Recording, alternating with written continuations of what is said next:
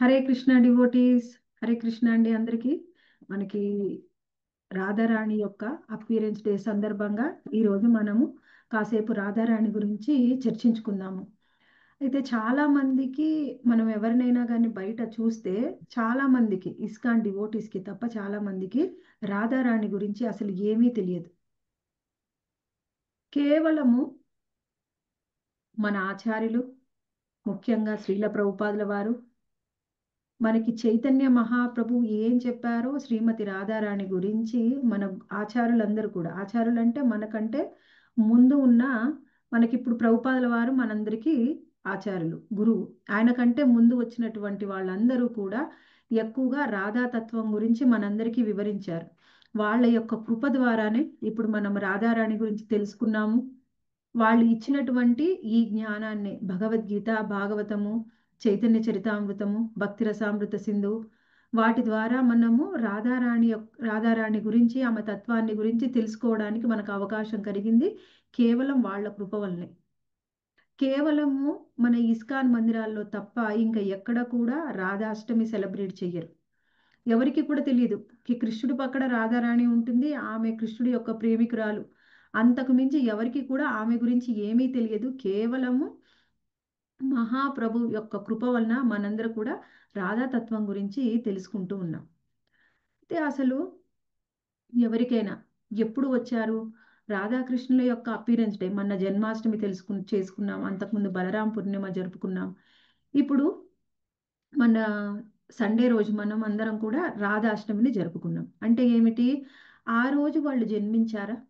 అంతకుముందు వాళ్ళు లేరా? అప్పుడే జన్మించారా? అంటే మనం ఒకటి అర్థం చేసుకోవాలి. అసలు జన్మ అనేది ఎవరికి ఉంది? రాధాకృష్ణులకు ఉందా? రాధాకృష్ణులకే కాదు, చెప్పాలి అంటే మనకు కూడా ఏం జన్మ లేదు. భగవద్గీతలో ఒక శ్లోకం వస్తుంది, నా హన్యతే హన్యమానే శరీరే. ఆ శ్లోకంలో ఏం చెప్తారు? నా జాయతే మ్రియతే వా కదాచిన్. ఆ శ్లోకంలో మనకి ఏం వివరిస్తారంటే, మనకి పుట్టుక కానీ చావు కానీ ఏదైనా ఆత్మకు లేదు, కేవలం శరీరానికి మాత్రమే. ఈ ఆత్మ ఎప్పుడూ శాశ్వతంగా ఉంటుంది.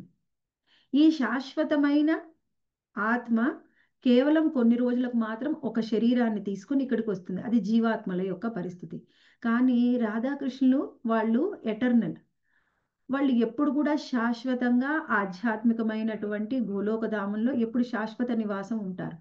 కానీ మన కోసం మన మీద కృప చూపించడం కోసమే వాళ్ళు ఈ భూమి మీదకి వచ్చారు. అది ఎప్పుడు జరుపుకున్నాం మనం? అది శ్రీమతి రాధారాణి రాధాష్టమి రోజు ఆమె అప్పీర్ అయింది. ఇక్కడ ఆమె భూమి మీద వెలసిందనమాట.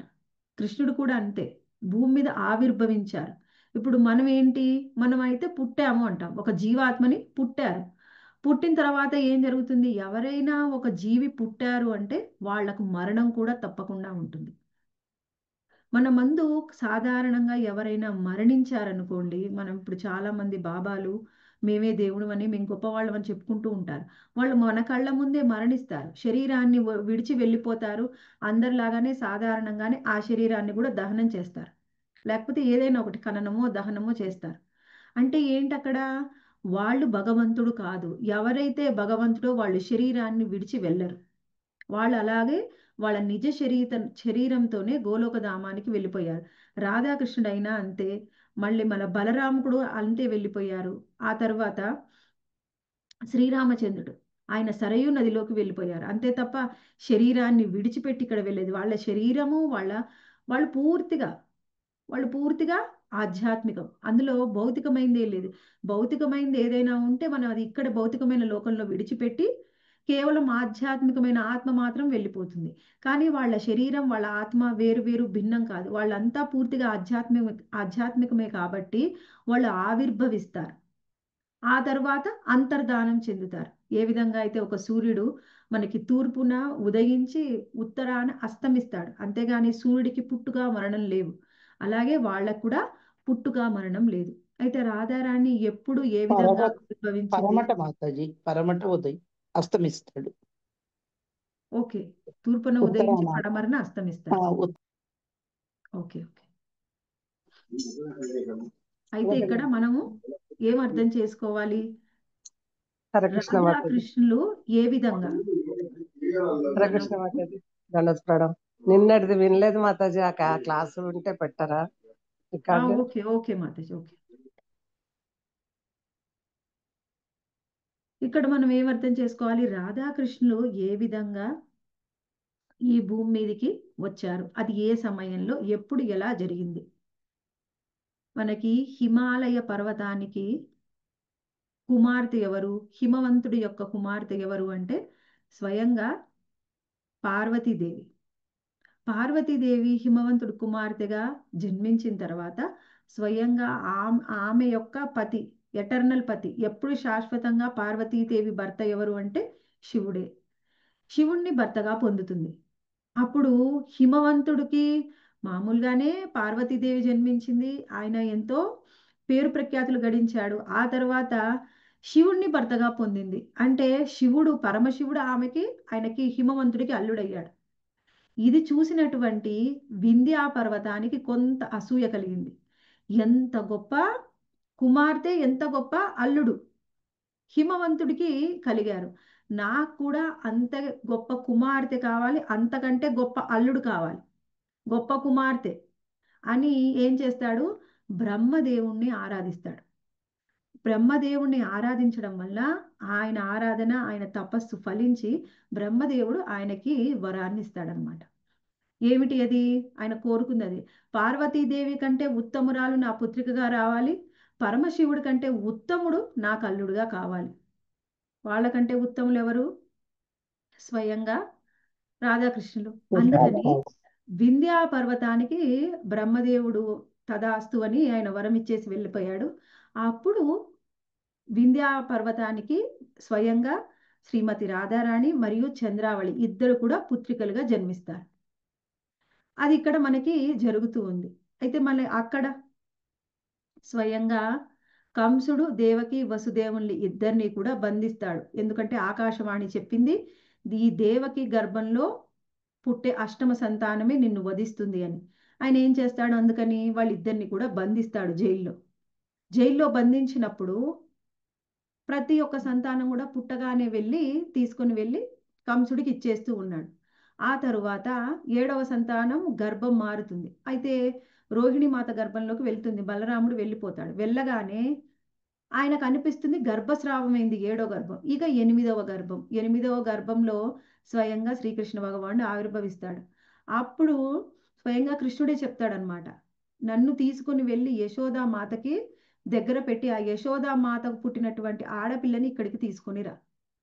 సరే, ఆయన వసుదేవుడు ఎంత గొప్పవాడంటే, వసుదేవుడి యొక్క గొప్పతనం తెలుసు కాబట్టే కంసుడు ఎప్పుడైతే ప్రామిస్ చేశాడో నాకు పుట్టిన ప్రతి బిడ్డని నీకు తీసుకొచ్చి ఇస్తాను అని చెప్పితే ఆయన ఎందుకు నమ్మాడు? ఎవరైనా మనలాంటి వాళ్ళు చెప్తే ఎవరైనా నమ్ముతారా బిడ్డని ఇస్తామని? అప్పుడు తప్పించుకోవడానికి ఏదో చెప్తున్నాం అనుకుంటారు కానీ ఎవరు నమ్మరు.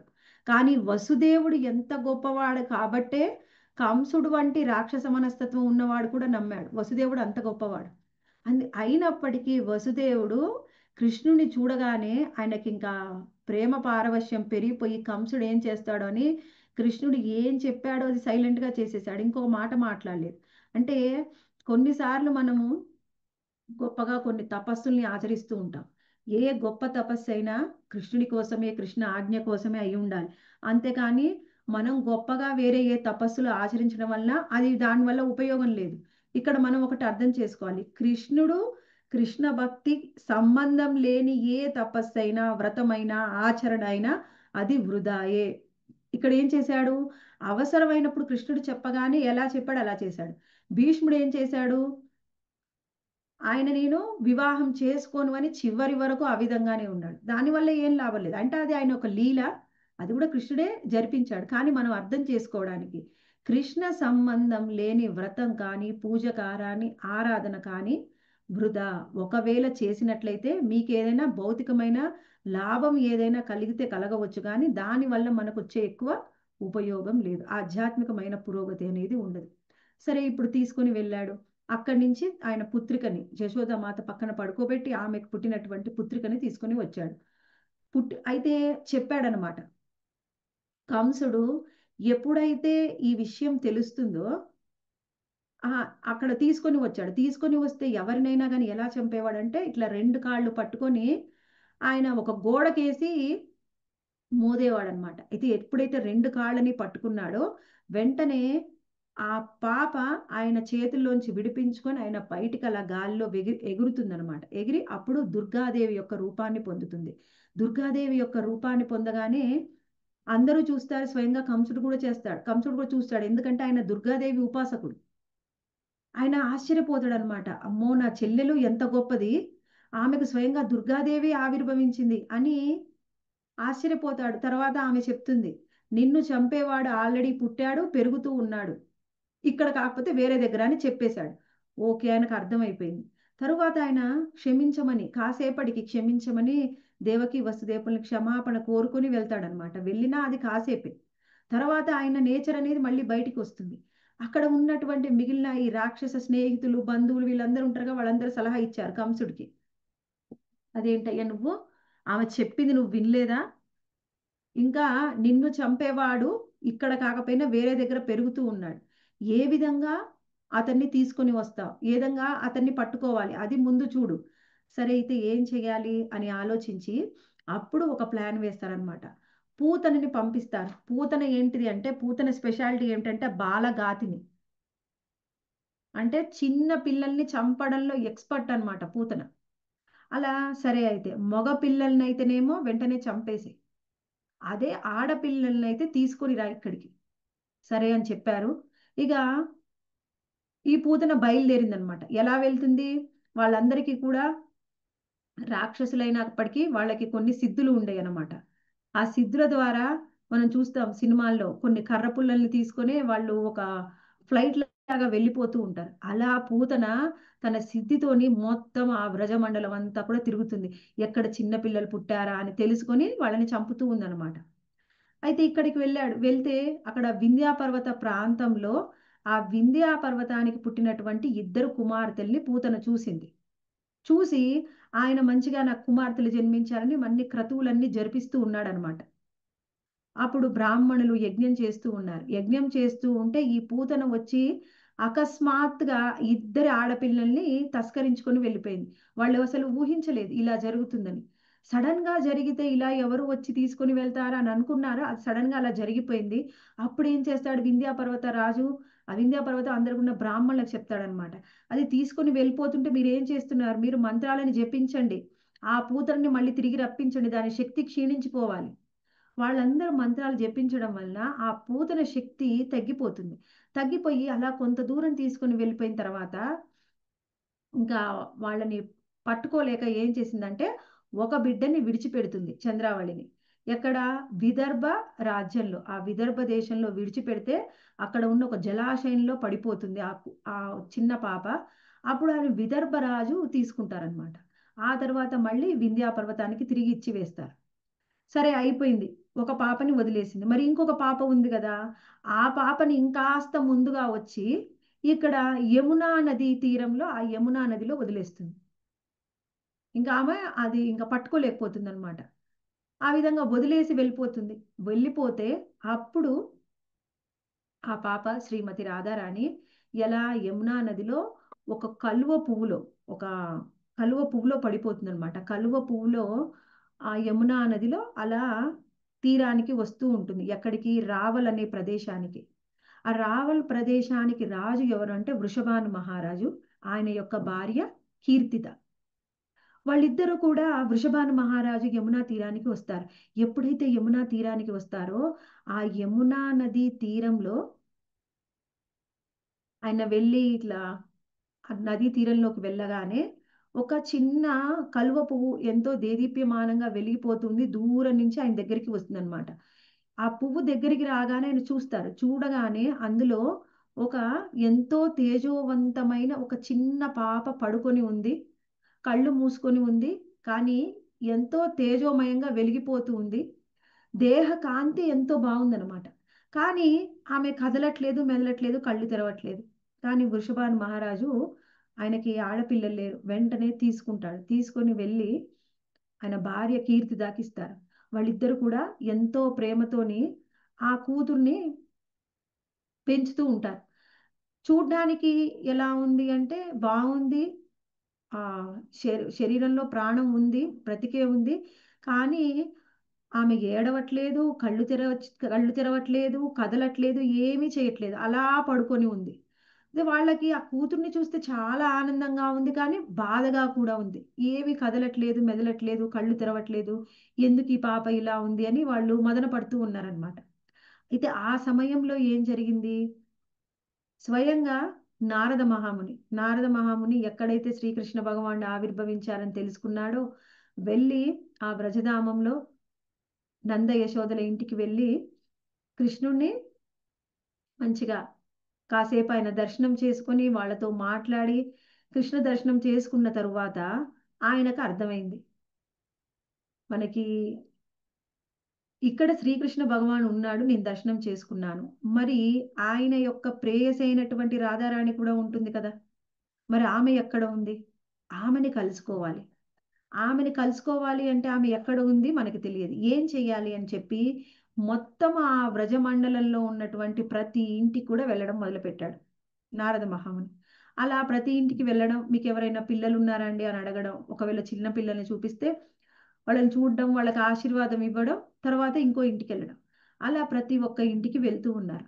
ఒకరోజు వృషభాను మహారాజ్ ఇంటికి వచ్చారు. ఆ వృషభాను మహారాజును కూడా అడిగారనమాట. ఆయన అందరికీ తెలుసు నారద మహాముని గొప్పవాడు. మనకంటే కనిపించరు అనుకోండి, కానీ ఆ కాలంలో అందరూ పుణ్యాత్ములు, వాళ్ళందరూ భక్తులు కాబట్టి అందరికీ దర్శనం జరిగింది నారద మహామునిది. సరే, ఇప్పుడు వృషభాను మహారాజు ఇంటికి వచ్చారు. అప్పుడు మీకు పిల్లలు ఉన్నారా ఆయన అని అడిగినప్పుడు, ఆ కుశల ప్రశ్నలు వేసినప్పుడు చెప్పారన్నమాట, మాకు ఒక కొడుకు ఉన్నారు, ఆయన శ్రీధామాన్ని చూపిస్తారు.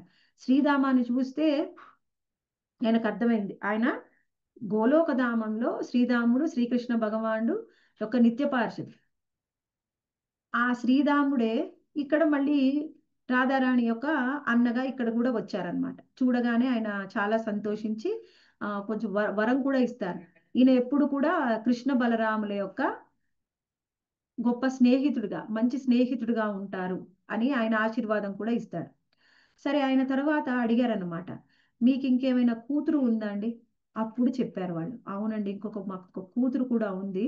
కానీ ఆవిడ మాకు ఇలా ఒక కలువ పువ్వులో దొరికింది. కానీ వచ్చినప్పటి నుంచి కూడా, మేము ఎప్పుడు తీసుకొచ్చామో అప్పటి నుంచి కూడా అలాగే ఉంది. ఆ మెదలట్లేదు, కళ్ళు తెరవట్లేదు, కళ్ళు ఉన్నాయో లేదో కూడా తెలియదు ఆ పాప అని చూపిస్తారు. చూపించగానే నారద మహామునికి అర్థమైపోతుంది, ఇది స్వయంగా శ్రీమతి రాధారాణి అని.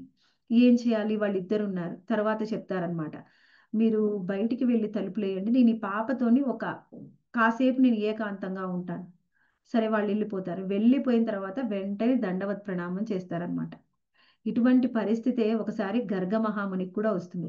గర్గ మహామునిని ఆ వసుదేవుడు పంపిస్తాడు. వసుదేవుడి యొక్క ఆంతరంగిక ఆయన పురోహితుడు అనమాట.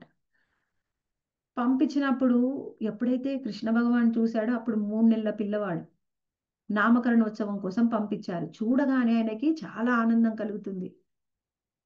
దండవత్ ప్రణామం చెయ్యాలి, కృష్ణుడికి దగ్గరికి తీసుకోవాలి, లాలించాలి అని ఆయనకు మనసులో ఎన్నో కలిగాయి. కానీ బయటికి నేను అలా ఉండకూడదు, వీళ్ళందరూ కూడా భక్తులు, వీళ్ళందరికీ కూడా కృష్ణుడి యొక్క గొప్పతనం తెలియకూడదు, అలా చేస్తే కృష్ణుడికి కూడా నచ్చదు అని ఏం చేస్తాడు, మనసులో ఉన్నటువంటి అన్ని భావాల్ని మనసులోనే అణుచుకొని వాళ్ళిద్దరికీ కూడా నామకరణ ఉత్సవం చేసి తర్వాత జరిపించి తర్వాత అక్కడి నుంచి వెళ్ళిపోతారు.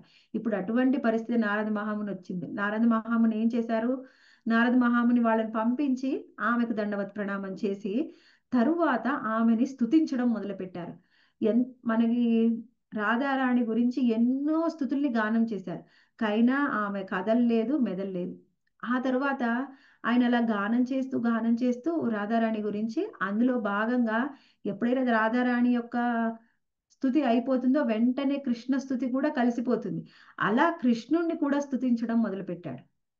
కృష్ణుణ్ణి స్తుతిస్తూ ఉంటే అప్పుడు శ్రీమతి రాధారాణిలో చిన్న బాల రూపం నుంచి ఒక కన్య రూపంలో ఆమె ఆశీర్వదించింది అనమాట. ఆశీర్వదించి ఆయనకి దర్శనం ఇస్తుంది. కన్య రూపంలో ఒక కుమారి, 14-15 సంవత్సరాల మధ్యలో ఉన్నటువంటి ఒక కుమారి వయసులోనే ఎప్పుడు రాధారాణి ఉంటుంది భూలోక ధామంలో. ఆ రూపంలో ఆయనకు దర్శనం ఇస్తుంది. దర్శనం ఇవ్వగానే ఆయన చాలా సంతోషిస్తాడు. రాధారాణి యొక్క దర్శనం ఎవ్వరికి కూడా దొరకదు. స్వయంగా బ్రహ్మదేవుడికి కూడా రాధారాణి యొక్క దర్శనం దొరకదు.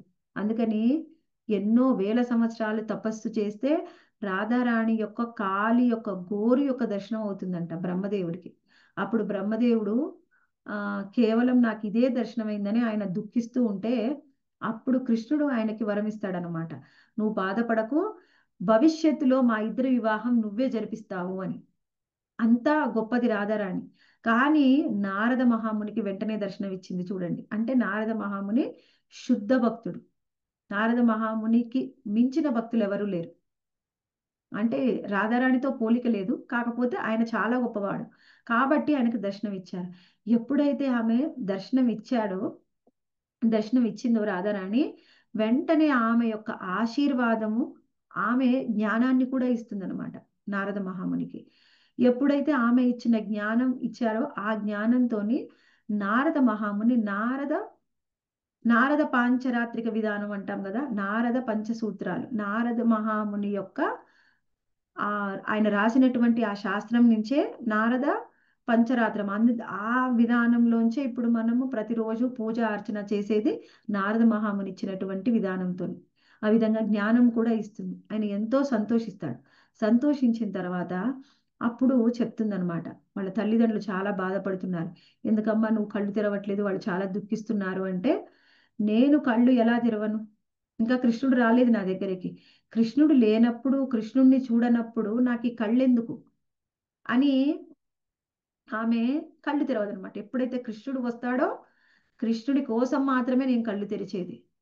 ఆమె మనసులో అదే, కృష్ణుడి కోసమే నాకు కళ్ళు ఉన్నాయి, అసలు కృష్ణుడి కోసమే నాకు కళ్ళు వచ్చాయి, కృష్ణుడి యొక్క గానం వినడం కోసమే నాకు చెవులు వచ్చాయి, కృష్ణుడి యొక్క సేవ చేయడం కోసమే నాకు చేతులు ఉన్నాయి, కృష్ణుడి దగ్గరికి వెళ్ళడం కోసమే నాకు కాళ్ళు ఉన్నాయి. ఆ విధంగా ఉందన్నమాట శ్రీమతి రాధారాణి భావన. సరే, అయితే నారద మహాముని ఏం చేయాలి ఇప్పుడు? అయితే వాళ్ళకి నువ్వు ధైర్యం చెప్పు, మళ్ళీ కొన్ని రోజుల్లోనే అన్నీ సాధారణంగా అన్ని మామూలుగా అవుతాయని నువ్వు ధైర్యం చెప్పు అని రాధారాణి చెప్తుంది. సరే, ఆయన వెంటనే బయటికి వచ్చి ధైర్యం చెప్పి అంత మంచి జరుగుతుంది మీ అమ్మాయికి అని చెప్తారు. చెప్పిన తర్వాత అందరూ వచ్చి దర్శనం చేసుకున్నారా? నీ కూతురు జన్మించింది కదా, అందరినీ ఆహ్వానించావా? అందరూ దర్శనం చేసుకున్నారా? అందరూ దర్శనం చేసుకున్నారండి. ఇంకెవరైనా మిగిలి ఉన్నారా దర్శనం చేసుకోవాల్సిన వాళ్ళు? ఇంకా మిగిలి ఉన్నారు వ్రజవాసుల్లో ఈ నంద మహారాజు ఇంకా మా దగ్గరికి రాలేదు అంటే, అవునా, అందరం దర్శనం చేసుకున్నప్పుడు మరి వాళ్ళని ఎందుకు ఆహ్వానించలేదు? వాళ్ళని కూడా మళ్ళీ ఆహ్వానించు. సరే, మళ్ళీ ఆహ్వానిస్తారు. మళ్ళీ ఆహ్వానించినప్పుడు చెప్తారనమాట, కుటుంబ సమేతంగా అందరినీ ఆహ్వానించు. సరే, ఆయన కుటుంబ సమేతంగా అందరినీ ఆహ్వానిస్తారు. ఆహ్వానించినప్పుడు కుటుంబ సమేతంగా వస్తారు. అప్పుడు చిన్న పిల్లవాడు కృష్ణుడు. మనకి ఆచార్యులు చెప్తారు, కృష్ణుడు రాధారాణి కంటే సంవత్సరం మీద 15 రోజులు పెద్ద అని. ఆ విధంగా ఆమె ఇంకా ఉయ్యాల్లో ఉందంటే కృష్ణుడు ఆమె కంటే అయితే ఖచ్చితంగా పెద్ద, సంవత్సరం మీద 15 రోజులు పెద్ద. ఇలా ఏం చేస్తున్నాడు, అంబాడుతూ అంబాడుతూ ఆమె గదిలోకి వెళ్ళాడు. మొత్తం ఇల్లంతా తిరుగుతూ కృష్ణుడు ఎక్కడికైనా వెళ్ళగలడు. ఇంకొకటి ముఖ్యంగా చిన్న పిల్లలైతే ఎక్కడికైనా వెళ్ళొచ్చు. అలా మొత్తం అన్ని గదులు చూసి ఎక్కడ రాధారాణి లేదు, ఎక్కడ ఆమె ఉందో ఆ గదిలోకి వెళ్ళాడు. వెళ్ళగానే ఆమె ఉయ్యాలలో పడుకొని ఉంది. వెంటనే ఆ ఉయ్యాలని పట్టుకొని ఇలా కిందికి లాగాడు. లాగి అక్కడ రాధారాణి పడుకొని ఉంటే అప్పుడు ఆమెను స్పృశించాడు. ఎప్పుడైతే కృష్ణుడి యొక్క స్పర్శ తగిలిందో అప్పుడు వెంటనే ఆమె కళ్ళు తెరుస్తుంది. కళ్ళు తెరిచి అప్పుడు ఆ కృష్ణుడిని చూడగానే ఎంతో ఆనందంతో, ఆమె ఫేస్ మామూలుగానే ఎంతో అందంగా ఉంది, కానీ కళ్ళు మూసుకొని ఉంది. ఇప్పుడు కళ్ళు తెరిచి ఆనందంగా నవ్వుతూ ఉందన్నమాట. నవ్వుతూ చిన్నపిల్లలు నవ్వినప్పుడు చిన్న చిన్న శబ్దాలను చేస్తారు కదా, ఆ శబ్దాలను చేసిందనమాట. శబ్దం విని వృషభాను మహారాజుకి అర్థమైంది, నా కూతురు కావచ్చు అని. వెంటనే పరుగు పరుగున ఆ రూమ్లోకి వెళ్ళి చూస్తారు. చూస్తే ఆమె కళ్ళు తెరిచి ఎంతో అందంగా నవ్వుతూ ఉంటే అప్పుడు వాళ్ళ ఆనందానికి అవధులు లేవన్నమాట. ఇన్ని రోజులు ఏమవుతుందో, ఆమెకు కళ్ళు లేవు, కదలట్లేదు, మెదలట్లేదు అని ఎంతో బాధపడ్డ వాళ్ళు అప్పటికి వాళ్ళకి ఆనందం కలిగింది. అలా కృష్ణ స్పర్శ ద్వారా మొదటిసారి ఆమె కళ్ళు తెరిచింది. మొట్టమొదటిసారి. అప్పటి వరకు కళ్ళు మూసుకునే ఉంది. కృష్ణుడి యొక్క కృప, వాళ్ళని పిలిచారు, వాళ్ళకి మంచి జరిగింది, వాళ్ళు కూడా అందరూ చాలా సంతోషిస్తారు. అయితే ఈ రాధాకృష్ణుల యొక్క ఈ ప్రేమ అనేది ఇప్పుడు భూమి మీద పుట్టిన తర్వాత మనం ఇప్పుడు మామూలుగా చూస్తే సినిమాల్లో చూపిస్తూ ఉంటారు.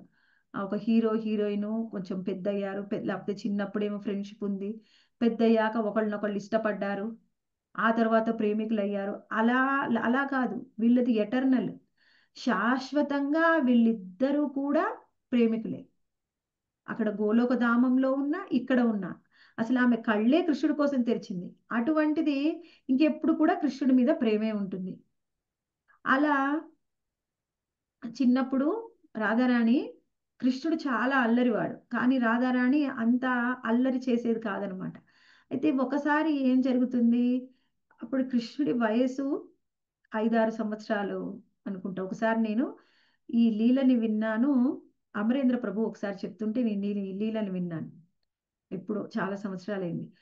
అయితే అందులో ఒకసారి ఏం జరిగింది, ఈ రాధాకృష్ణులు వాళ్ళందరూ కూడా ఒక ఆట ఆడుతున్నారు. ఏం ఆట అంటే, ఒక పిల్లవాడు వెళ్ళి చెట్టు వెనకాల దాచుకొని వాళ్ళు నెంబర్ కౌంట్ చేస్తారు కదా, నెంబర్ కౌంట్ చేస్తున్నారు. నెంబర్ కౌంట్ చేస్తుంటే మిగిలిన పిల్లలందరూ వెళ్ళి దాక్కోవాలి. అయితే కృష్ణుడు నెంబర్ కౌంట్ చేస్తూ ఉంటే రాధారాణి వెళ్ళి దాక్కోవాలి. అయితే రాధారాణి ఎంత అమాయకంగా, ఎప్పుడు గేమ్ ఆడినా ఆట ఆడినా ఎప్పుడు ఒకే ప్లేస్లో వెళ్ళి దాక్కుంటుంది అనమాట. వేరే ప్లేస్లో వెళ్ళి దాక్కోవడం కూడా ఆమెకి తెలియదు. ఎప్పుడు ఒకే ప్లేస్లో వెళ్ళింది, సేమ్ యాజ్ ఇట్ ఈస్గా అక్కడే కూర్చుంది. కృష్ణుడు వచ్చాడు, అంతా వెతికాడు, వెతికి ఒక్కొక్కళ్ళని పట్టుకుంటూ ఉన్నాడు. పట్టుకుంటూ ఉంటే అందరు దొరికిపోయారు, రాధారాణి ఇంకా దొరకలేదు. యాజ్ యూజువల్గా వెళ్ళాడనమాట. వెళ్తే అప్పుడు అక్కడ రాధారాణి ఏం చేసింది, కృష్ణుడు వచ్చాడు, రాధారాణి అలా ఉంటే చూశాడనమాట. చూడగానే ఆమె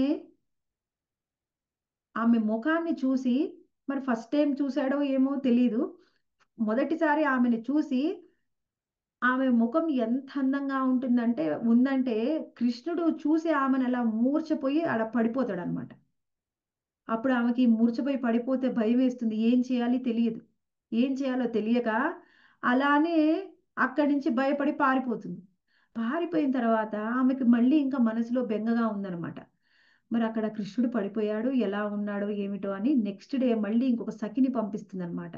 పంపిస్తే ఆమె చూసి చెప్తుంది, కృష్ణుడు బాగానే ఉన్నాడు, బాగానే ఆడుకుంటున్నాడు అని. అలా వాళ్ళిద్దరూ కూడా చిన్నప్పటి నుంచి కూడా ఎంతో గాఢమైన బంధం. మనము 10వ అధ్యాయంలో 10వ స్కందంలో చూస్తే మొత్తం కూడా కృష్ణ భగవానుడు బృందావనంలో గోపబాలుతో గోపికలతో చేసినటువంటి ఎన్నో లీలల్ని మనము చర్చించుకున్నాం. అయితే ఈ విధంగా ప్రతిరోజు కూడా కృష్ణుడు 5 సంవత్సరాల వరకు కూడా పూర్తిగా అక్కడ దగ్గరలో ఉన్నటువంటి వనాల్లో ఆవు దూడల్ని తీసుకొని వెళ్ళేవారు. ఎప్పుడైతే 6 సంవత్సరాలు వచ్చాయో అప్పుడు ఆయన మొండి పట్టి వాళ్ళ అమ్మా నాన్నని ఒప్పించి అడవికి వెళ్ళేవాడు. ఆవుల్ని తీసుకుని, అంటే పెద్ద ఆవులు, అంతకుముందు దూడలు, ఇప్పుడు ఆవుల్ని తీసుకొని అడవికి వెళ్ళేవారు. ఎప్పుడైతే పగలు సమయం అంతా కూడా గోపబాలుడితో ఉండేవాడు, కానీ ఈవినింగ్ అయ్యేసరికి సాయంత్రం మాత్రము గోపికలతో ఉండేది. ఇప్పుడు ఎప్పుడు కూడా గోపబాలురు ఉదయం అంతా కూడా కృష్ణుడి యొక్క దర్శనం వాళ్ళకి దొరుకుతుంది. అందుకని ఈ గోపబాలురందరూ కూడా ఎప్పుడు కూడా సూర్యుని స్మరించుకుంటూ ఉంటారు. ఏమని, నువ్వు త్వరగా రా, నువ్వు ఇంకా లేటుగా వస్తే, ఆలస్యం అయితే మేము కృష్ణుడిని దర్శనం చేసుకోలేము, మా కృష్ణ దర్శనం కావాలంటే నువ్వు త్వరగా రావని ఎప్పుడు వాళ్ళు రిక్వెస్ట్ చేసేవాళ్ళు అనమాట సూర్యుడిని. అయితే గోపికలు ఏం చేసేవాళ్ళు, చంద్రుని రిక్వెస్ట్ చేసేవారు, నువ్వు ఇంకా ఎంతసేపు ఉంటావు సూర్యదేవ, నువ్వు వెళ్ళిపోయి తొందరగా చందమామని పంపించు, ఎప్పుడైతే ఆ పున్నమి చంద్రుడు వస్తాడో అప్పుడే మా కృష్ణ దర్శనం అవుతుంది అని ప్రతి క్షణం కూడా వాళ్ళు రివర్స్ అనమాట, వీళ్ళ కోరిక ఒకటి, వీళ్ళ కోరిక ఒకటి. అలా కృష్ణుడు ప్రతి ఒక్కళ్ళని కూడా సంతోషపరుస్తూ ఉండేవాడు. అలా వెళ్ళేవాడు. మళ్ళీ గోపికలతోని, ఈ గోపబాలతో కలిసి ఎన్నో ఆటలు ఆడేవాడు. అలా ఆటలు ఆడడము, ఆ మధ్య మధ్యలో వాళ్ళ కంసుడు, ఆయన మామగారైనట్టు మేనమామైన కంసుడు ఏం చేస్తూ ఉన్నాడు, కృష్ణుడి కోసము రాక్షసులు పంపిస్తూ ఉన్నాడు. పంపిస్తుంటే కృష్ణుడు ఒక మేనమామ ఎక్కడో దూరంగా ఉన్నప్పుడు పిల్లలకి ఏదో ఆట బొమ్మలు పంపించినట్టుగా ఆయన రాక్షసులు పంపిస్తూ ఉంటే చిన్న పిల్లలు ఆడి ఆడి ఆ బొమ్మల్ని విరగొట్టినట్టు కృష్ణుడు అందరూ రాక్షసుల్ని చంపేస్తూ ఉన్నాడు. అలా ఒకసారి అరిష్టాసురుడు వచ్చాడు. ఎప్పుడైతే అరిష్టాసుడు ఏ రూపంలో వస్తాడు అంటే ఎద్దు రూపంలో వస్తాడనమాట. ఒక ఎద్దు, మనము ఎద్దు కానీ ఆవు కానీ తల్లి మరియు తండ్రితో సమానం. ఎందుకంటే ఆవు యొక్క పాలను ఎప్పుడు తాగుతూ ఉంటాము. అందుకని ఆవు పాలతోనే మనకి శక్తి లభిస్తుంది. కానీ తల్లి అయినా సరే, తల్లి పిల్లవాడికి పాలనిస్తుంది. 1.5 సంవత్సరం ఇప్పుడు ఇస్తున్నారేమో పాలని, అంతే. కానీ ఆవు ఎన్ని రోజులు పాలనిస్తుంది? మనం పెరిగి పెద్దయి ఇప్పటికీ కూడా మనకి పాలనిచ్చేది గోవు. అందుకని గోవుని మాత అంటాం. ఎద్దు మనకి పొలాన్ని దున్ని మనకి మంచిగా పంటలు పండడానికి సహాయం చేస్తాడు కాబట్టి ఎద్దు తండ్రితో సమానం. గోహత్య మనకి గోవుల్ని కానీ ఎద్దుల్ని కానీ ఎవరైనా హత్య చేస్తే అది మహాపాపం. ఎవ్వరు కూడా హత్య చెయ్యకూడదు. అప్పుడు ఏం జరిగింది? అరిష్టాసురుడు ఎద్దు రూపంలో వచ్చాడు కాబట్టి కృష్ణుడు తప్పక అరిష్టాసురుని వధించాల్సి వచ్చింది. ఆ వధించిన తర్వాత మళ్ళీ వాళ్ళందరూ కూడా గోపబాలురు గోపికలు అందరు కలిసి ఆ సాయంత్రం పూట అందరు ఆడుకోవడానికి కలిశారు. కలిసినప్పుడు అప్పుడు కృష్ణుడు వస్తుంటే రాధారాణి చెప్పింది, వేరే నువ్వు దూరంగా ఉండు, దగ్గరికి రాకు. ఎందుకు? నేనేం చేశాను? నువ్వు ఇప్పుడే కదా ఒక ఎద్దుని చంపేసి వస్తున్నావు. లేదు లేదు, నేను ఎద్దుని కావాలని ఏం చంపలేదు. ఆయన అసురుడు, అరిష్టాసురుడిని నేను చంపాను, ఎద్దుని కాదు. ఏదేమైనప్పటికీ ఎద్దు రూపంలో ఉన్నాడు కదా, అంటే నువ్వు ఎద్దునే చంపావు. సరే మరి అయితే ఇప్పుడు నేనేం చెయ్యాలి? నువ్వు ప్రతి ఒక్క నది, ఎన్ని పుణ్య నదులు ఉన్నాయో మనకి ఈ భూమి మీద, అన్ని నదుల్లో కూడా వెళ్ళి స్నానం చేసి రావాలి. కృష్ణుడు, అవునా, అన్ని నదుల్లో స్నానం చేయాలా? అయితే అన్ని నదుల దగ్గరికి నేను వెళ్ళడం ఎందుకు? అన్ని నదుల్ని నేను ఇక్కడికే రప్పిస్తాను అని చెప్పి ఆయన అరికాలుతోని ఆ భూమిని ఇలా ప్రెస్ చేస్తాడనమాట. ప్రెస్ చేయగానే అక్కడ ఒక కుండం తయారవుతుంది. కుండం తయారవగానే అప్పుడు అన్ని నదుల్ని కూడా ఆ కుండంలోకి ఆహ్వానిస్తాడు. ఎప్పుడైతే ఆ నదుల్ని ఆ కుండం దగ్గరికి ఆహ్వానించగానే వాళ్ళందరూ కూడా కృష్ణుడి సేవ చేయడానికి ఆ మా పుణ్య నదులన్నీ కూడా ఎదురు చూస్తూ ఉన్నాయి. కృష్ణుడి యొక్క ఆజ్ఞ రాగానే ఆ కుండంలోకి అన్ని నదులు వెళ్ళి స్థానం ఏర్పరచుకున్నాయి. అక్కడే ఉన్న స్థిర నివాసం. వెంటనే కృష్ణుడు వెళ్ళి స్నానం చేసి వచ్చాడు. ఇంకా అప్పుడు వాళ్ళందరూ కూడా ఎంతో సంతోషంగా అక్కడే ఇక స్థిర నివాసం ఏర్పాటు చేసుకున్నాయి. కృష్ణుడు చెప్పాడు, నేను స్నానం చేశాను, నా పాపము ఉంటే పోయింది. ఇప్పుడు మీరందరూ కూడా అటువంటి రాక్షసుడికి మీరు ఒత్తాసు పలికారు, అందుకని మీరు కూడా పాపం చేశారు, మీరు కూడా స్నానం చేయండి. అప్పుడు రాధారాణి అంటుందన్నమాట, నువ్వు ఆల్రెడీ స్నానం చేయడం వల్ల నీ పాపం అంతా ఆ నదిలో ఉంది, ఆ కుండంలో ఉంది, కాబట్టి మేము ఆ కుండంలో మీరు స్నానం చేయండి. మరి ఏం చేస్తారు? ఎలా చేస్తారు అంటే మేము కూడా చేస్తాం అని చెప్పి గోపికలు అందరూ కూడా రాధారాణితో కలిసి వాళ్ళకు ఉన్నటువంటి గాజులతోని ఒక కుండం తవ్వడం ప్రారంభించారనమాట. అందరూ కలిసి ఒక చిన్న కుండాన్ని తయారు చేస్తారు. ఆ కుండను తయారు చేసిన తర్వాత మరి నీళ్ళు ఎక్కడి నుంచి వస్తాయి?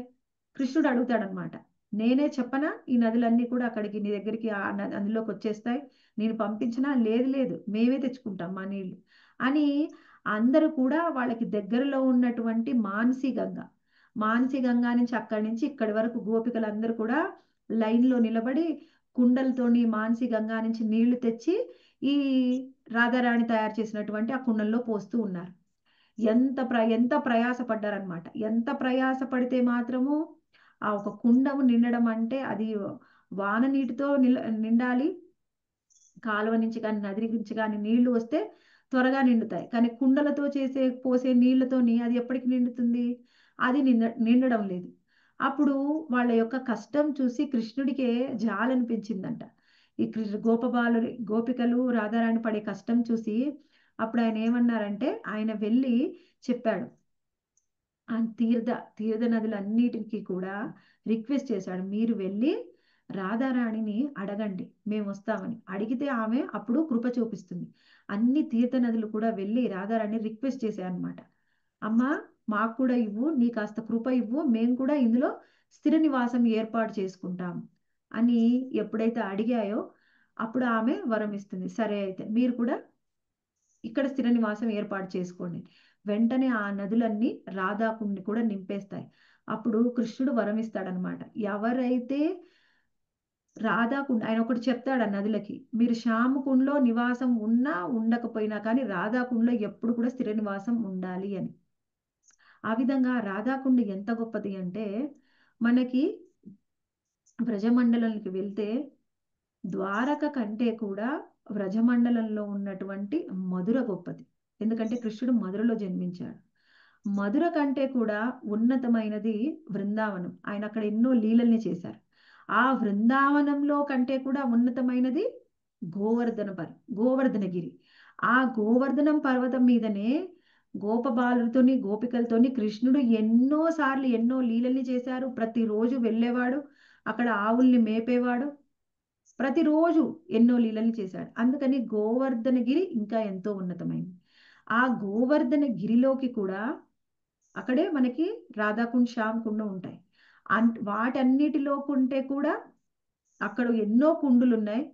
మనకి గోవర్ధనగిరి చుట్టుపక్కల ప్రాంతంలో అన్నిటికంటే కూడా రాధాకుండు అత్యంత శ్రేష్టమైనది. ఈ భూమి మీద ఉన్నటువంటి అన్నిటికంటే శ్రేష్టమైన ప్రదేశము నదులలో రాధాకుండ్ అత్యంత పవిత్రమైనది. ఎంత పవిత్రమైంది అంటే, అక్కడికి వెళ్తే మనము బృందావనంలో అక్కడ ఉన్న పరిస్థితుల వల్ల మనకి చూడ్డానికి అంతా, బయటికి చూడ్డానికి కొంతమందికి గొప్పగా ఉన్నటువంటి ఘాట్లు అంత గొప్పగా కనిపించకపోవచ్చు. మన కళ్ళకి ఏ విధంగా అయినా కనిపించనివ్వండి, కానీ రాధాకుండు ఎంతో ఉన్నతమైంది, మహోన్నతమైనది. ఎవరు కూడా రాధాకుండు పట్ల అపరాధం చెయ్యకూడదు. అపరాధం చేస్తే మహాపాపం తగులుతుంది. ఎవరు కూడా మనకి అర్హత లేకుండానే వెళ్ళి అందులో స్నానం కూడా చేయకూడదు. అర్హత ఉన్నవాళ్లే వెళ్ళి గౌరవంతో నమస్కారం చేసుకొని చెయ్యాలి. అలాంటి స్థితి లేని వాళ్ళు కేవలం కొన్ని నీళ్లు మాత్రమే తల మీద చల్లుకోవాలి. అంత పవిత్రమైనది రాధాకుండ. రాధారాణి ఎంత పవిత్రమైందో రాధాకుండ కూడా అంత పవిత్రమైంది. ఎవరైనా బృందావనానికి వెళ్తే రాధాకుండ్, శ్యామకుండ్ దర్శనము, రాధాకుండ్ పరిక్రమ చేస్తారు. గోవర్ధనగిరి పరిక్రమ, బృందావన పరిక్రమ, వీలైన వాళ్ళందరూ కూడా వాటిని దర్శించుకొని పరిక్రమ చేసుకొని రావచ్చు. అయితే మనము ఇప్పుడు మనకి చైతన్య చరితామృతంలో రాధారాణి యొక్క గ్లోరీస్ మనకి చెప్పారు. సరే, చైతన్య చరితామృతం వీలైన వాళ్ళు 4th చాప్టర్లో చూడవచ్చు. 4th చాప్టర్లో మనకి రాధారాణి యొక్క గ్లోరిఫికేషన్ ఉందన్నమాట. ఒక్కసారి చూద్దాం. రాధారాణి యొక్క తత్వం ఏమిటి, ఎలా మనం శ్రీమతి రాధారాణిని అర్థం చేసుకోవాలి అని మనకి చైతన్య చరితామృతంలో డీటెయిల్డ్గా ఉంది. శ్రీమద్ భాగవతంలో, భగవద్గీతలో కేవలం ఒకే శ్లోకంలో ఉంటుంది.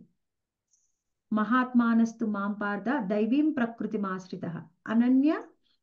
మనకి ఆ శ్లోకంలో భజంతి అనన్య మనసు భూత జ్ఞాత్వాది మవ్యయం, ఈ శ్లోకంలో మనకి అందులో చెప్తున్నారన్నమాట. ఎవరైతే మహాత్ములో వాళ్ళు దైవీ ప్రకృతిని ఆశ్రయిస్తారు, వాళ్ళు అనన్య భక్తితో, అంటే అనన్యమైన భక్తి, అన్యమైనది ఏది లేదు వాళ్ళ మనసులో, అనన్య భక్తితోని ఎప్పుడు కూడా ఆ కృష్ణుణ్ణి అర్థం చేసుకుంటారు, కృష్ణుణ్ణి ఆరాధిస్తారు.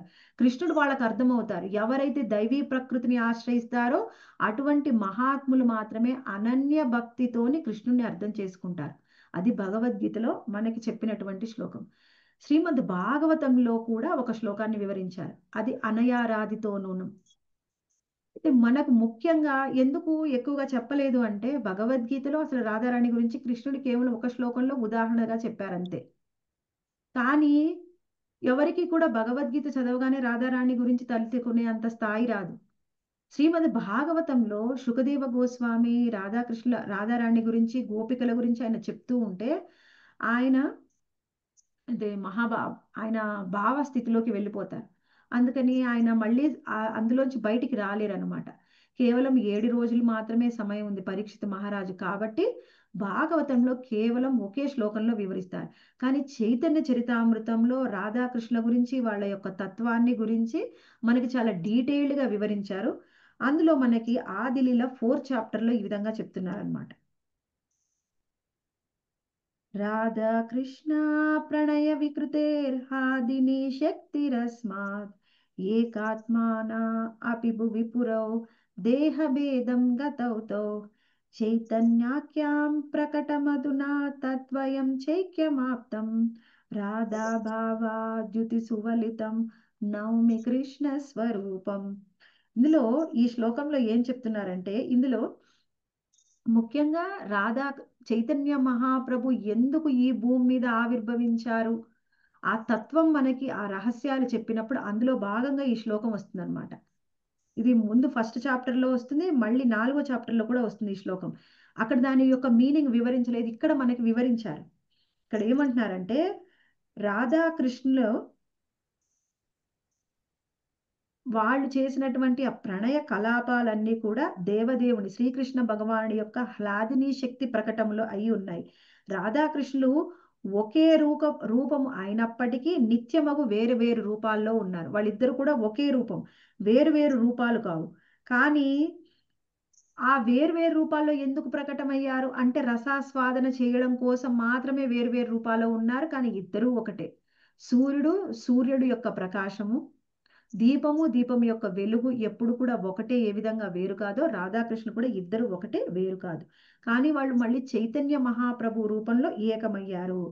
స్వయంగా కృష్ణుడు రాధారాణి అయినప్పటికీ స్వయంగా శ్రీకృష్ణుడు భగవానుడైన ఆయన రాధారాణి యొక్క భావాన్ని దేహకాంతిని తీసుకుని చైతన్య మహాప్రభు రూపంలో ఆవిర్భవించారు. అటువంటి చైతన్య మహాప్రభుకి నమస్కరిస్తున్నాను అని కృష్ణరాజ కవిరాజ గోస్వామి మనకి చెప్తున్నారు. తర్వాత శ్లోకంలో రాధాకృష్ణ ఏక ఆత్మ దుహి దేహధరి అన్యోన్య విలసే రస ఆస్వాదన కరి. రాధాకృష్ణులు ఇద్దరు ఒకటే అయినా 2 రూపాలను ధరించారు. ఆ విధంగా ప్రేమ రసాన్ని ఆస్వాదిస్తూ వారు పరస్మము వినోదించారు. ఇద్దరు ఒకటే అయినా 2 వేర్వేరు రూపాలు ధరించి ప్రేమ రసాన్ని ఆస్వాదించారు అని మనకు వివరిస్తున్నారనమాట. ఇక్కడ రాధాకృష్ణుల గురించి ముందు వాళ్ళిద్దరి యొక్క గొప్పతనం చెప్తేనే మనకి చైతన్య మహాప్రభు గురించి అర్థం చేసుకోవడానికి అవుతుంది. మనకి మొదటి అధ్యాయంలో ఇచ్చినటువంటి ఒక్కొక్క శ్లోకానికి ఎక్స్ప్లెయిన్ ఎన్నో శ్లోకాల్లో మనకి 4వ అధ్యాయంలో చేస్తారు. అందులో ఇక్కడ వివరిస్తున్నారనమాట. అక్కడ ఏమంటున్నారంటే 59వ శ్లోకంలో శ్రీకృష్ణుని ప్రణయ వికారమే శ్రీమతి రాధిక, ఆమె హ్లాదిని అని పిలవబడే అతని యొక్క ఆంతరంగిక శక్తి. కృష్ణ భగవానుడి యొక్క ఆంతరంగిక శక్తి స్వయంగా హ్లాదిని శక్తి శ్రీమతి రాధారాణి. ఆ హ్లాదినియే శ్రీకృష్ణుడి యొక్క ఆనంద రసాస్వాదనము కలిగిస్తుంది, అతని భక్తులని పోషిస్తుంది. కృష్ణుడికి ఆనంద రసాస్వాదన ఇచ్చేది ఎవరు అంటే శ్రీమతి రాధారాణి. ఆమె అతని భక్తుల్ని పోషిస్తుంది. అంటే ఎలా పోషిస్తుంది అంటే మనకి దేహం నిలబడడానికి పోషణ కాదు, మనలో భక్తి నిలబడడానికి పోషణ. అటువంటి పోషణని మనకి భక్తిని ఇచ్చేది కేవలం శ్రీమతి రాధారాణి. అటువంటి కృష్ణుడి యొక్క 3 రూపాలు, కృష్ణుడి యొక్క స్వరూపము సచ్చిత్ ఆనందమయం. అందులో సత్ చిత్ ఆనందమయం. సత్ అంటే సనాతనమైనది, నిత్యమైనది. చిత్ అంటే జ్ఞానపూర్ణమైనది, తర్వాత ఆనందపూర్ణమైనది. ఆ ఆనంద శక్తి యొక్క రూపమే శ్రీమతి రాధారాణి. అందులో మనకి ఇంకా తర్వాత వివరిస్తూ ఉన్నారు.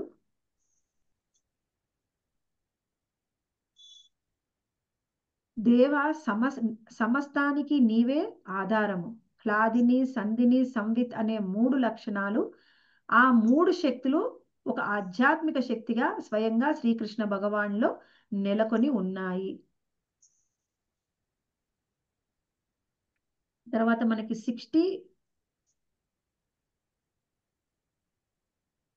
మనకి కృష్ణ భగవానుడి యొక్క శక్తి గురించి, హ్లాదిని శక్తి గురించి మనకు 68వ శ్లోకంలో చెప్పారు. భగవత్ ప్రేమయే హ్లాదిని శక్తి సారము, భావమే భగవత్ ప్రేమ సారము, భావానికి పరాకాష్ఠయే మహాభావము. అటువంటి మహాభావ స్వరూపము శ్రీమతి రాధారాణి.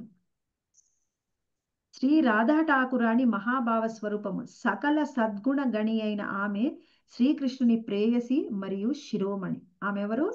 శ్రీమతి రాధారాణి మహాభావ స్వరూపము, సకల సద్గుణాల గని.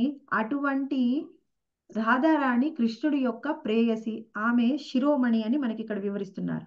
ఇక్కడ కృష్ణ భగవాను యొక్క మెయిన్ ఇద్దరు ముఖ్యమైన గోపికలు రాధారాణి మరియు చంద్రావళి. మనకి రాధారాణి చంద్రావళి కంటే కూడా మహాభావ స్వరూపమైన ఆమె సకల సద్గుణాలలో కూడా వరిష్ఠురాలు, ఇంకా ఉన్నతమైంది. అదే విషయాన్ని మనకి బ్రహ్మ సంహితలో కూడా వివరిస్తున్నారనమాట. ఆనంద చిన్మయ రస ప్రతిభావితాభి స్థాభిర్యేవ నిజ రూపతయా కలాభి గోలోకయేవ నివసత్య అఖిలాత్మభూతో గోవిందమాది పురుషం తమహం భజామి. ఇక్కడ ఏం వివరిస్తున్నారు? నిజ ఆధ్యాత్మిక రూపమును పోలినట్టుని హ్లాదినీ శక్తి స్వరూపురాలు అయినటువంటి శ్రీమతి రాధారాణి నిజలోకమైన గోలోకంలో నివసించడి ఆది పురుషుడైన గోవిందుణ్ణి నేను భజించుదును. ఇక్కడ ఏమంటున్నారు? ఆమె ఆధ్యాత్మిక రూపము, హ్లాదినీ శక్తి స్వరూపము. అటువంటి రాధారాణితో కలిసి గోలోకధామంలో ఆది పురుషుడైన గోవిందుడు ఎప్పుడు కూడా అక్కడే నివసిస్తూ ఉంటాడు. ఆయన నేను భజిస్తాను అని స్వయంగా బ్రహ్మదేవుడు చెప్తున్నాడు అనమాట. అటువంటి ప్రేయసి రాధారాణి ఆమె 3 రూపాల్లో ఎప్పుడు కూడా కృష్ణుణ్ణి సేవిస్తూ ఉంటుంది. వాళ్లే మనము నిన్న కూడా చెప్పుకున్నాం.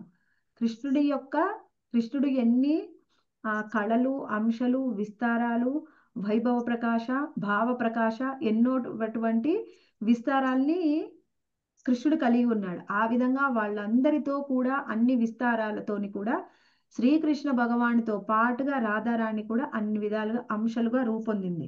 వాళ్లే లక్ష్మీగణ, మహిషిగణ, వ్రజగోపీగణ 3గా విభజించబడింది. అయితే ఈ ఇందులో లక్ష్మీగణ పాక్షిక ప్రకటనము. ఆమె వాళ్ళకి ప్రతిబింబ రూపం మాత్రమే, అందులో ప్రతిబింబ రూపం మాత్రమే. అయితే ఇక్కడ ఇంకా వైభవ ప్రకాశ, ఆమె యొక్క మహిషిగణ వాళ్ళందరూ కూడా ఆమె యొక్క వైభవ ప్రకాశానికి చెందినవారు. కానీ ఈ గోపీగణ వీళ్ళందరూ కూడా స్వయంగా రాధారాణి యొక్క కాయరూప స్వరూపం, అంటే రాధారాణి యొక్క స్వయం ప్రకట విస్తారాలన్నమాట. వాళ్ళందరూ కూడా కృష్ణుడికి ఎప్పుడు కూడా సేవల్ని అందిస్తూ ఉన్నారు. ఎందుకు ఇన్ని రూపాల్లో రాధారాణి అవతరించారు అంటే, అంతమంది పలువురు కాంతలు లేకపోతే రసోల్లాసము అనేది ఉండదు. కాబట్టి దేవదేవుడి యొక్క లీలల్లో ఆయనకు సహాయం చేయడానికి రాధారాణి పలు రూపాలని తీసుకుంది.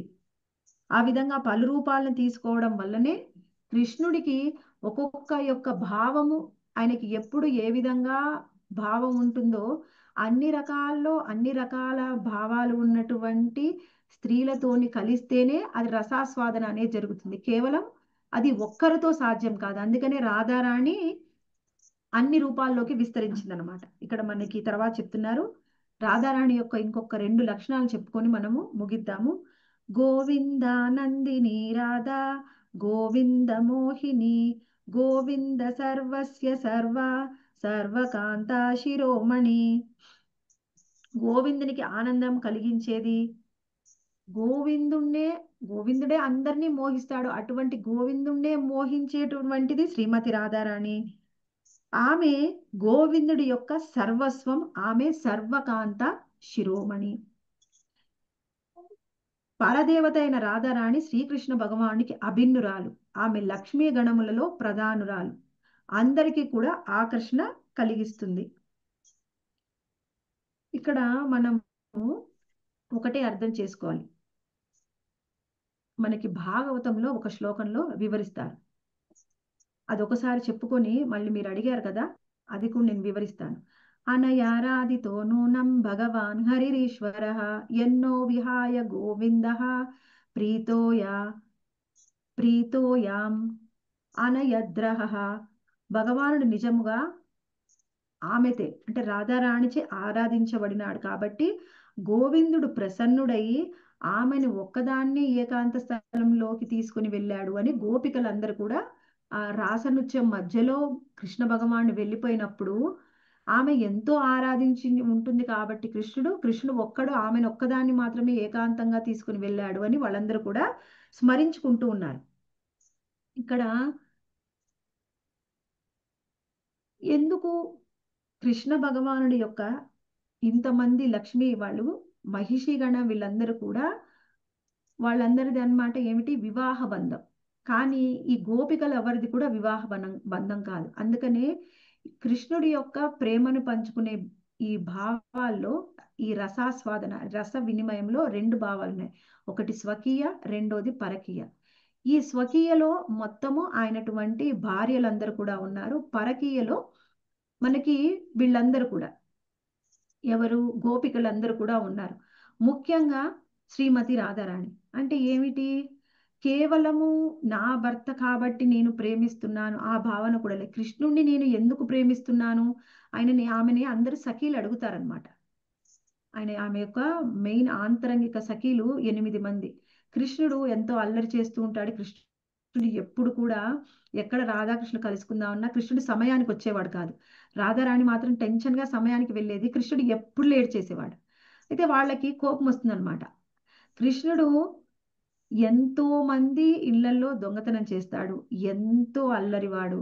నువ్వు ఎంత అందంగా ఉంటావమ్మా, గోల్డెన్ కలర్ లో మెరిసిపోతావు. కృష్ణుడు నల్లటివాడు, దొంగ, అబద్ధాలు చెప్తాడు. నువ్వొక్కదానివే ఆయనకి ప్రేయసివా, ఎంతో మంది ఉన్నారు. ఎందుకు నీకు కృష్ణుడు అంటే ఇష్టం, నీకు కృష్ణుడు ఎందుకు ఇష్టం అని అడిగితే ఆమె ఒకటే ప్రశ్న ఆన్సర్ చెప్తుంది అనమాట. కృష్ణుడు అంటే నాకు ఇష్టం. ఎందుకు అనే క్వశ్చన్కి ఆన్సర్ నీకు ఇష్టం కాబట్టి ఇష్టం, అంతే. ఎందుకు మనకి ఇప్పుడు ఎవరినైనా మనం ఎక్కువ సినిమాల్లో కూడా చూస్తూ ఉంటాం. ఎవరినైనా అడిగితే నీ భార్య అంటే నీకు ఎందుకు ఇష్టం, నీ భర్త అంటే నీకు ఎందుకు ఇష్టం అంటే మన దగ్గర ఎందుకు ఇష్టం అంటే కారణాలు ఉంటాయి, ఎందుకు ఇష్టం లేదంటే కూడా కారణాలు ఉంటాయి. కానీ అలా కారణాలు వెతుక్కుంటూనే ఈ భౌతిక లోకంలో మనం ఒకళ్ళనొకళ్ళు ఇష్టపడుతూ ఉంటాం. పిల్లల్ని కూడా కోపం వస్తుంది, పిల్లల మీద కూడా కొన్నిసార్లు. ఎందుకు కోపం వచ్చిందంటే ఇలా ఉన్నారు. కాస్త వయసు పెరిగితే కొంతమంది పిల్లలు ఇష్టమవుతారు, కొంతమంది ఇష్టం అవ్వరు. ఎందుకంటే వాళ్ళలో గుణాలు సరిగ్గా లేవు. వాళ్ళ గుణాన్ని బట్టే వాళ్ళని ఇష్టపడతాం.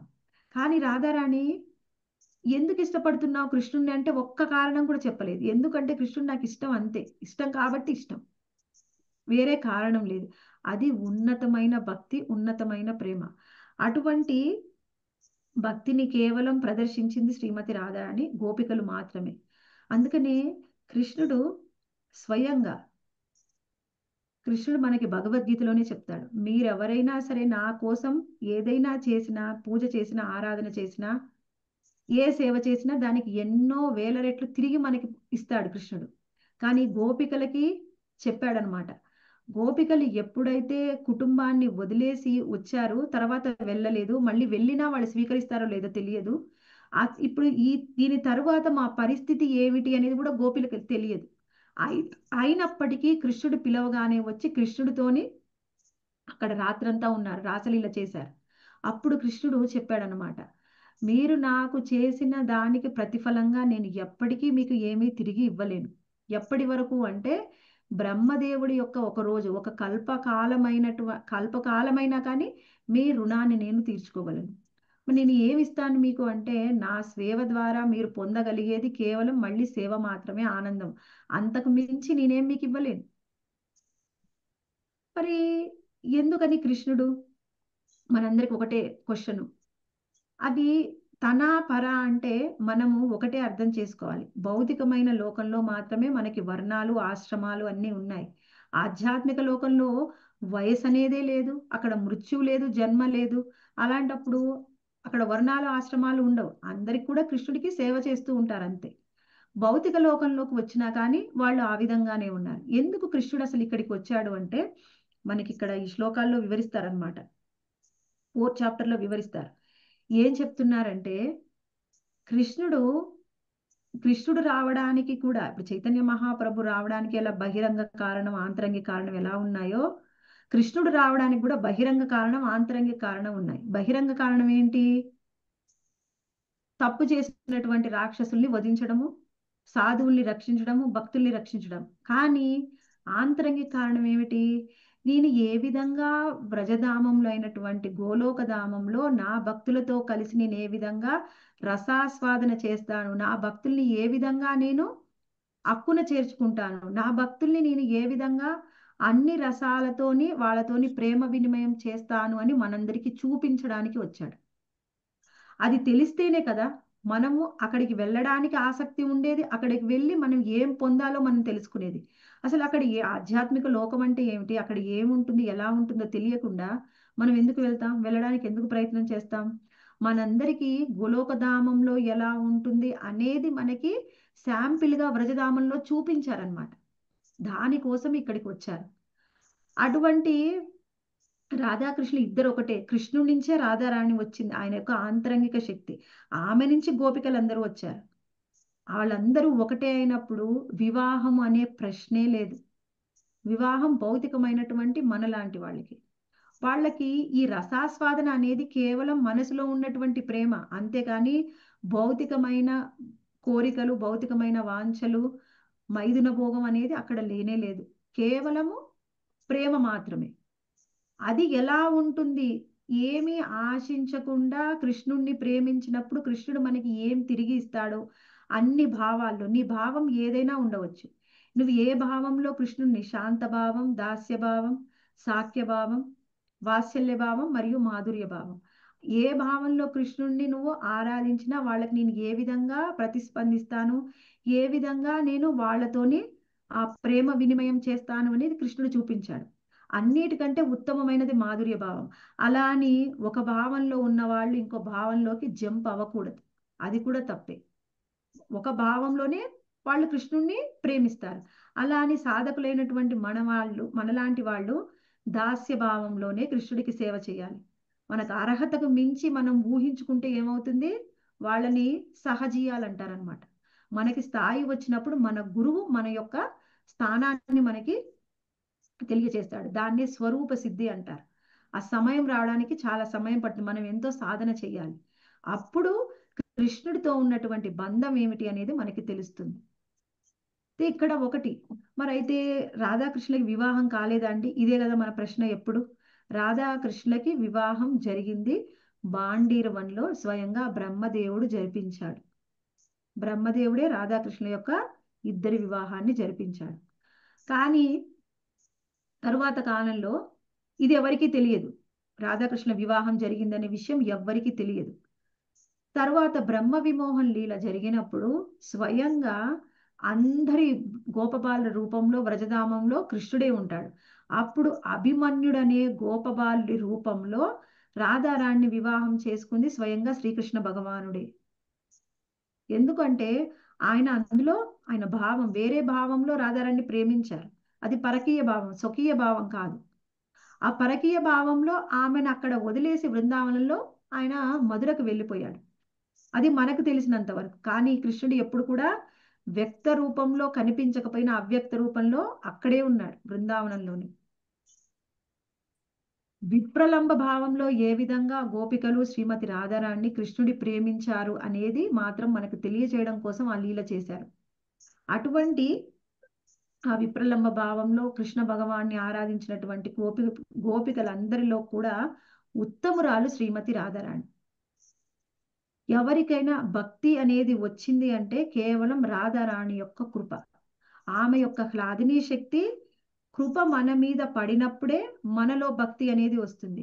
ఎప్పుడైతే ఆమె హ్లాదిని శక్తి భౌతిక శక్తితో కలిసి ఆ కృప మన మీద పడిందనుకో, అప్పుడు మనకి భౌతిక శక్తి మీద మనకి ఆసక్తి అనేది పెరుగుతుంది. అది ఆధ్యాత్మికమైన రూపంలో మన మీద కురిసినప్పుడు అప్పుడు మనకి భక్తి అనేది వస్తుంది. భక్తి అనేది ఇచ్చింది అంటే అది కేవలం శ్రీమతి రాధారాణి. ఆమె లేకుండా ఎవరికి భక్తి అనేది రాదు. ఎందుకంటే భక్తి యొక్క రూపమే శ్రీమతి రాధారాణి. అటువంటి శ్రీమతి రాధారాణి గురించి కేవలం సీనియర్స్ డివోటీస్ ని దగ్గర నుంచి విన్నది, నేను చైతన్య చరితామృతంలో చదివింది మాత్రము చెప్పాను. ఇందులో ఏ ఒక్క విషయంలో కూడా నా సొంత ఆలోచన ఐడియా అనేది ఏం లేదండి. ఈ పుస్తకంలో ఏముందో అది మాత్రమే చూసి చెప్పాను. ఏమైనా ప్రశ్నలు కానీ సందేహాలు కానీ ఉంటే చూద్దాం. మాతాజీ చిన్న డౌట్ మాతాజీ. ఇప్పుడు మనకి 3 రోజుల పిల్లాడు కృష్ణుడు 3 రోజుల పిల్లవాడుగా ఉన్నప్పుడే పూతన చనిపోయింది అని చెప్పారు కదా. ఆ, మరి పూతన రాధారాణిని వాళ్ళ సిస్టర్ని తీసుకెళ్ళినట్టు చెప్పారు. అది మనం ఎలా అనుకోవాలి మాతాజీ? అసలు కృష్ణుడి దగ్గరికి కూడా ఇంకా ఆమె అప్పుడు రాలేదన్నమాట. కృష్ణుడి కంటే ముందే రాధారాణి తీసుకుని వచ్చింది. అదే మరి అంటే కృష్ణుడి కంటే పెద్దదనే కదా అర్థం ఇప్పుడు రాధారాణి. అంటే కృష్ణుడి కంటే పెద్దదంటే అప్పటికి అది పుట్టి 3 రోజులు అయింది కదా మాతాజీ. అంటే కావాలంటే ఉన్న కొంత వయసులో ఏమన్నా తేడా అయినా ఉండవచ్చు మాతాజీ. మనకు వేరే భాగవతంలో అంటే రాధారాణి కంటే కొంతమంది ఆచార్యులేమో సంవత్సరం మీద 15 రోజులు అని చెప్తారు. అవును. కొంతమంది ఏమో 15 రోజులే అని చెప్తారు. కొంత అదే ఎంతన్నా కానీ రాధారాణి పెద్దది అని ఆహా, first రాధారాణి పెద్దది కాదు మాతాజీ. ఎప్పుడు గోలోకధామంలో రాధాకృష్ణుల యొక్క వయసు ఎప్పుడు ఏ విధంగా ఉంటుందో భూలోకంలోకి వచ్చిన తర్వాత కూడా వయసు భేదం ఉంది. ఎప్పుడు కూడా సీత రాముడి కంటే పెద్దది, రాధారాణి కృష్ణుడి అవును అలా కంటే చెప్తూ పెద్దది. ఉంటారు. అది తప్పు. ఎప్పుడు కూడా రాధారాణి కృష్ణుడి కంటే చిన్ననే, సీతాదేవి రామచంద్రుడి కంటే చిన్ననే. ఇది మనకి ఈ బయట వాళ్ళు భౌతికమైన వాదులు చెప్పే ఈ వాదన. కానీ వాళ్ళు ఎప్పుడు కూడా ఇప్పుడు ఇవన్నీ మాతాజీ ఎలా ఉంటాయంటే కొన్నిసార్లు ఒకసారి ఒక కల్పంలో ఒక విధంగా ఉంటుంది, ఇంకో అలా కల్పంలో అయి ఇంకొక ఉండొచ్చు. విధంగా ఉంటుంది. అంతే తప్పించి ఎప్పుడు కూడా రాధారాణి కృష్ణుడి కంటే పెద్ద కాదు. అది ఇలా చూసినా గానీ 15 రోజులు పెద్ద అవ్వట్లేదు కదా, అందుకని డౌట్ వచ్చింది అంటే అనమాట. 15 రోజులు పెద్ద కాకపోతే మరి కృష్ణుడికి పుట్టిన తర్వాత ఎన్ని రోజులకి పూతన వచ్చిందో ఆ 3 రోజులు సమయంలో ఇది అని జరిగి చెప్తారు ఉండవచ్చు. కదా. 3 రోజులు బాలుడు పూతన్ని చంపేశాడని చెప్తారు కదా. అవునవును, అలా చెప్తారు మాతాజీ. కానీ ఈ సమయంలో ఇప్పుడు మనం చెప్పుకున్నాం కదా, ఆ పూతన తీసుకొచ్చి వీళ్ళిద్దరిని కూడా తస్కరించి తర్వాత అక్కడ మనకి యమునా నదిలో వదిలేస్తుందని. యమునా ఆ నదిలో సమయంలో వదిలేస్తుందని ఏమైనా ఆ ఆ కల్పంలో సమయంలో వేరే ఏమైనా ఆ విధంగా కల్పంలో ఉంది. అలా ఉండొచ్చు మాతాజీ. అయి ఉండొచ్చు అయితే. అలా అనుకోవాలి ఇంకా. ఓకే. హరే మనకి కృష్ణుడు ఏ విధంగా ఎన్ని విస్తారాలు తీసుకున్నారో శ్రీమతి రాధారాణి కూడా అన్ని విధాలుగా విస్తరించారు. ఎప్పుడైతే కృష్ణ భగవానుడి యొక్క అన్ని అవతారాలకి ఆయన యొక్క భాగస్వామిగా శ్రీమతి రాధారాణి వచ్చారు. అయితే ఆ శ్రీమతి రాధారాణి తీసుకున్నటువంటి అన్ని రూపాలని కూడా ముఖ్యంగా 3 రూపాలుగా 3 గ్రూపులుగా విభజించవచ్చు. అవేమిటి అంటే మొదటిది లక్ష్మీగణ, రెండవది మహిషీగణ, మూడవది వ్రజగోపీగణ. ఈ లక్ష్మీగణ మరి శ్రీమతి రాధారాణి యొక్క మొట్టమొదటి అంశాలు. అంటే ఈ అంశాలు కాదు, ఈ అంశంలో కూడా పాక్షిక విస్తారాలు అన్నమాట. పాక్షిక అంశాలు. దాన్ని మనకి ఇప్పుడు చైతన్య చరితామృతంలో ఇందాక నేను మీకు చెప్పాను. వాళ్ళందరూ కూడా వైకుంఠ నాథుడైనటువంటి విష్ణుమూర్తికి చరణదాసులుగా వాళ్ళు సేవలు అందిస్తారు, ఈ లక్ష్మీగణ వీళ్ళందరూ కూడా.